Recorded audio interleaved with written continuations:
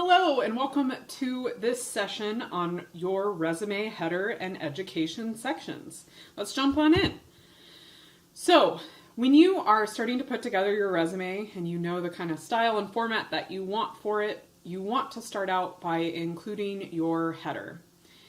In your header, the most important thing is your name. I know that sounds really silly, but your name needs to be the main attraction of this resume to really show off who this document is all about.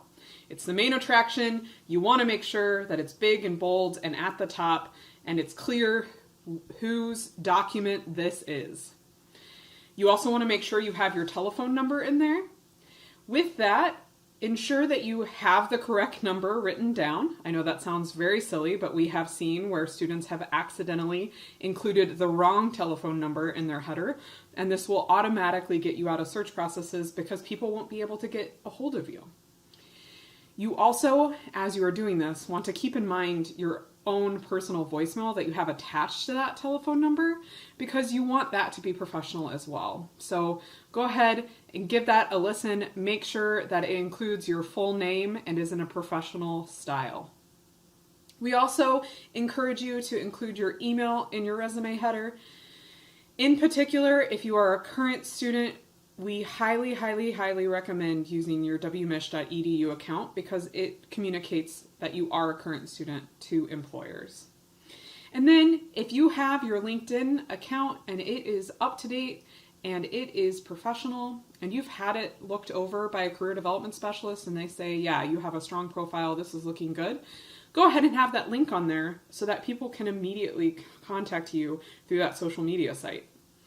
With your LinkedIn, there is a way to customize that link through your profile settings so that it just appears your full name and not include a bunch of numbers so that it looks a little bit more professional. Now here are some examples from our friends Beyonce, Darth, and Ferris. So any one of these would work and be acceptable. You can see their names are bold and at the top. They're clearly the star of this show. And they have all the relevant information. You'll notice when in my examples, I do not include addresses.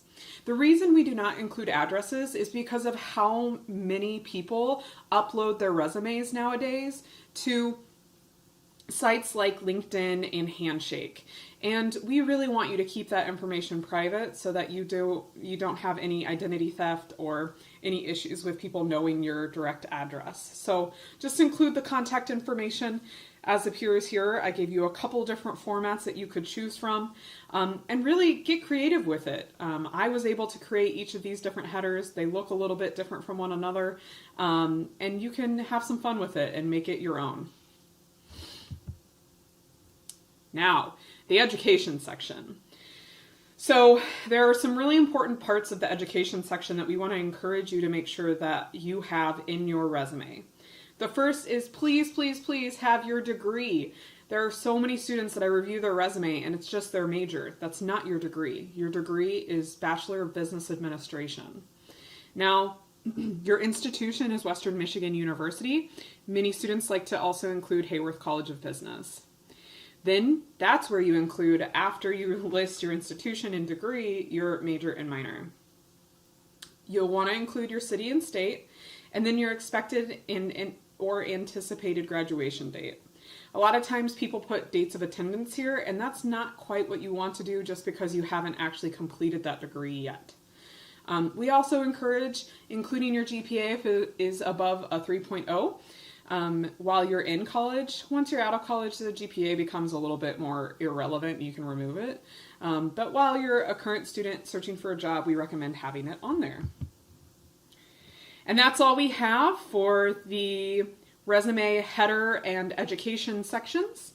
Please, if you have any questions at all about the content in this presentation, give us a call or send us an email.